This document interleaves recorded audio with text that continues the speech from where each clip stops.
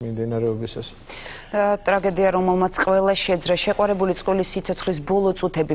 კადრებში, რომელსაც თქვენ ახლა ნახავთ, მარიამ ყანდაშვილი და გოგა გოლეთიანი საბედისწერო ნახტომისთვის ემზადებიან. უნივერსიტეტის ხიდზე მომხდარ ტრაგედიასთან დაკავშირებით გამოძიება ამ დრომდე რამდენიმე ვერსიაზე მუშაობს ექსტრემალური სპორტის სპეციალისტების სიმცირის გამო ჯერ არ არის ექსპერტიზის საბოლოო დასკვნაც. რა მოხდა 15 ივლისს და რა გადაიღეს ყანდაშვილისა და გოლეთიანის მეგობრებმა უბედური შემთხვევის დროს. დავით ქაშიაშვილი უნივერსიტეტის ხიდზე დატრიალებული ტრაგედიის შესახებ. მოხდარისთანავე საკმაოდ ბევრი ვერსია გაჩნდა და სამართალდამცველებმა სხვადასხვა მიმართულებით დაიწყეს მუშაობა.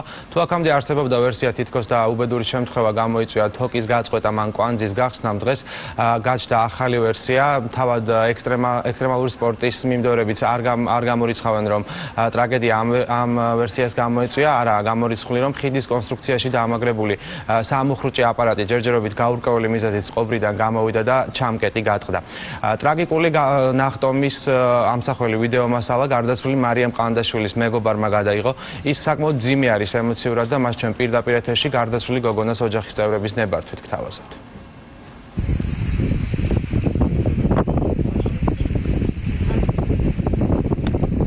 თავარია ნატომ შუაგზაში არ დარეკოს, თორე წაიშლებ. აი, ზადი.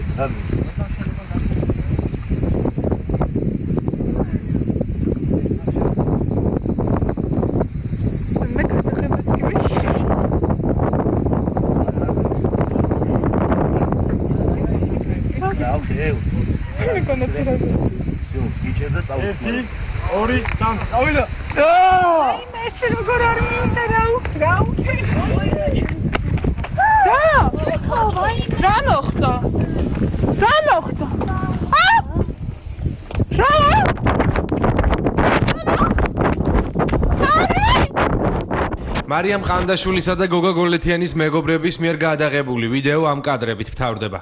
მობილური ტელეფონით გადაღებულ მასალაში არ ჩანს ახალგაზრდების ტრაგიკულად დაღუპვის მომენტი. პარალელურ კლასელების შეყვარებულები იყვნენ.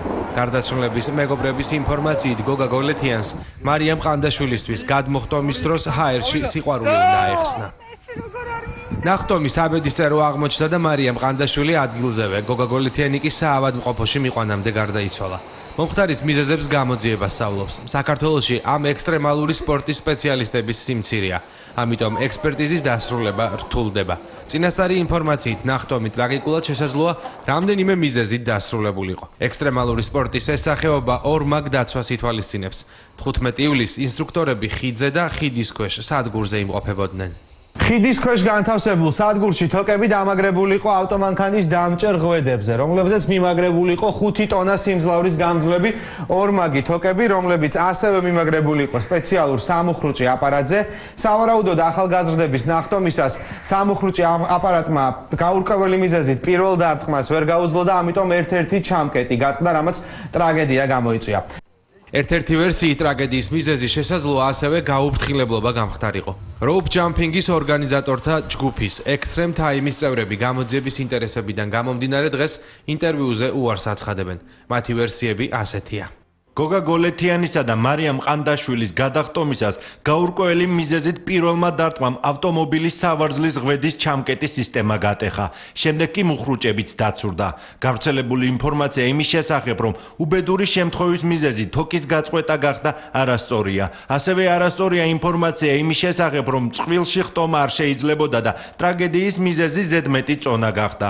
4 მაგი ალპინისტური თოკით, რომელთგანაც თითო 5 ტონის სიმძიმის დარტყმას უძლებს, ხიდიდან ჯამში 1200-მდე ხტომაა განხორციელებული, აქედან 500-ზე მეტი ხტომა წყვილში. პოლიციამ მომხდარის ღამესვე დაკითხა ირაკლი გუჯაბიძე, ცნობილი მთამსვლელის ბიძინა გუჯაბიძის შვილი, რომელიც ექსტრემალური ხტომების ორგანიზატორი იყო. მომხდარზე ძიება 116 მუხლის მეორე ნაწილი დაიწყო, რაც 2 ან მეტი ადამიანის გაუფრთხილებლობით სიცოცხლის მოსპობას გულისხმობს. ირაკლი გუჯაბიძე და მისი მეგობრები rope jumping-ით რამდენიმე წელი არიან დაკავებულები. გარდაცვლილი გოგა გოლეთიანიც გუჯაბიძის მეგობარი იყო. ის სპორტის ამ სახეობით არაერთხელ დაინტერესებულა და უნივერსიტეტის ხიდიდან რამდენჯერმე გადამხდარა.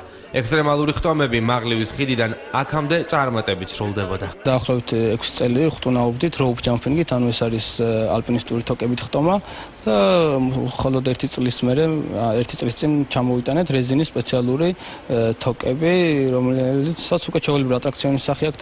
რამდენიმე თვის წინ სხვა ექსტრემალების დახმარებით მაღლივის ხიდიდან პირდაპირ ეთერში რუსთავი 2-ის ჟურნალისტი ეკა ამირეჯიბი გადახდა.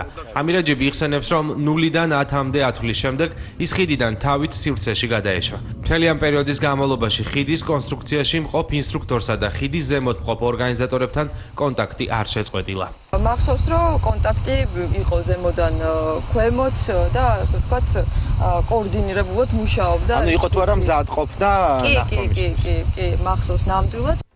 რამდენად იყო ორივე ინსტრუქტორი მზად ხტომის ნებართვის გასაცემად, ყანდაშვილისა და გოლითიანის შემთხვევაში უცნობია. გამოძიება ამ მიმართულებითაც მუშაობს. მარიამ ყანდაშვილისა და გოგა გოლითიანის ცხედრებს ოჯახები ხვალ ქაშუეთის ეკლესიაში გადაასვენებენ. შეყვარებულებს ხვალვე დაკრძალავენ. ბოლო ინფორმაციით ექსპერტიზის წინასწარ შედეგებს სამართალდამცველები რამდენიმე დღეში გამოაქვეყნებენ.